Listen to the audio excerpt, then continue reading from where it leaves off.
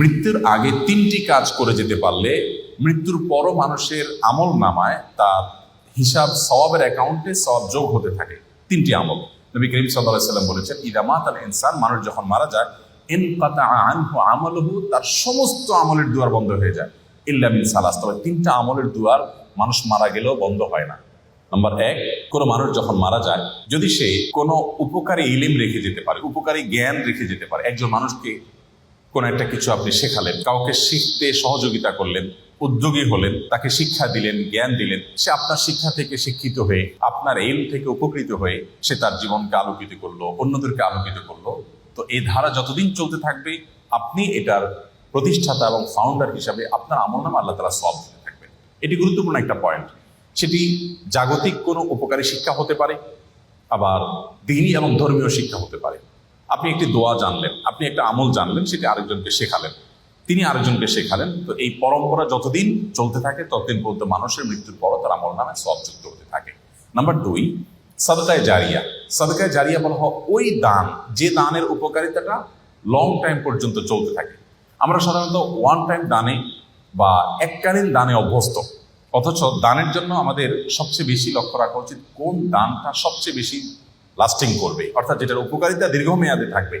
ধরুন আপনি একজন গরিবকে 200 টাকা দিয়ে দিলেন, 500 টাকা দিয়ে দিলেন, এর চেয়ে উত্তম তার জন্য এমন একটা ব্যবস্থা করে দিন যে সেখান থেকে দীর্ঘমেয়াদে তার উপকারিতা সে পেতে থাকবে। আপনি একটা বৃক্ষরোপণ করলেন, বৃক্ষরোপণ করা সেটা আপনার নিজের বাড়ির ছাদে হতে পারে, আপনার ব্যালকনিতে, বারান্দায় হতে পারে, আপনি একটা গাছ লাগালেন, একেবারেই জাগতিক একটা বিষয়। এই গাছের অক্সিজেন আপনি ভোগ করবেন, এর ফল ফসল আপনি ভোগ করবেন, বাট আপনি নিয়তটা যদি এটা করেন, নবী করিম সাল্লাল্লাহু আলাইহি সাল্লাম সাদকায়ে জারিয়া হিসেবে গাছ লাগাতে বলেছেন। তিনি বলেছেন, মা মিন মুসলিমিন ইয়াগরিসু গারসান আও ইয়াজরাউ যারআ, কোন মুসলমান যদি কোনো গাছ লাগায়, কোনো ফসল করে, এবং সেখান থেকে যদি কোনো পশু পাখি খায়, কোনো মানুষ খায়, কোনো পোকামাকড় খায়, কোনো কীট পতঙ্গ খায়, তাহলে তার সওয়াব পাবে।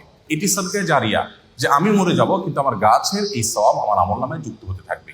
আমি যদি 2-4-10,000 গাছ লাগিয়ে যেতে পারি, 200-400 গাছ লাগিয়ে যেতে পারি, তাহলে সেখান থেকে কিছু গাছও যদি টিকে যায়, এবং যতদিন টিকবে মানুষ অক্সিজেন পাবে, ছায়া পাবে, ফসল পাবে, ফল পাবে, মানুষের মৃত্যুর পর এই আমলটার সওয়াব যেতে থাকবে।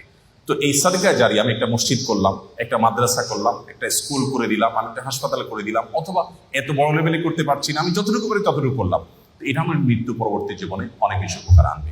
নাম্বার 3, নেক সন্তান। সবচেয়ে বড় পয়েন্ট এটি, যে আমাদের সন্তানদেরকে যদি আমরা আল্লাহমুখী করে যেতে পারি, আল্লাহর সাথে পরিচয় করে দিয়ে যেতে পারি, কোরআন এবং হাদিসের সাথে তাদের রিলেশন করে দিয়ে যেতে পারি, এই সন্তান যখন দোয়া করবে মৃত্যু পরবর্তী জীবনে সেটা উপকারে আসবে। নবী করিম সাল্লাল্লাহু আলাইহি সাল্লাম বলেছেন, একজন জান্নাতীকে আল্লাহ তাআলা তার জান্নাতে যে স্টেজে তিনি আছেন, যে স্তরে আছেন, যে লেভেলে আছেন, সেখান থেকে হঠাৎ করে অনেক উপরে উঠাই দিবেন।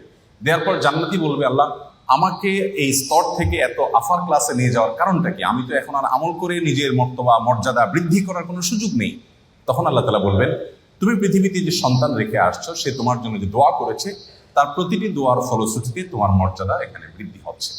এই জন্য মানুষের নেক সন্তান বা সুসন্তান রেখে যেতে পারলে, তারা যদি মা বাবার জন্য দোয়া করে, সেটা অনেক বেশি উপকার আসে। আমরা আজকাল আমাদের মৃত আত্মীয় স্বজনের জন্য অন্যদের কাছে দোয়া চাই। অন্যদের কাছে দোয়া চাওয়া নিষেধ নয়, সেটা চাওয়া যেতে পারে, কিন্তু সবচেয়ে বড় কথা হলো সন্তান এবং পরিবারের সদস্যরা তারা দোয়া করবেন, এবং তাদের দোয়াতে যে নিষ্ঠা থাকবে, তাদের দোয়াতে যে ঐকান্তিকতা থাকবে, যে আন্তরিকতা থাকবে, সেটি অন্য 10 জনের দোয়াতে কখনোই আসবে না।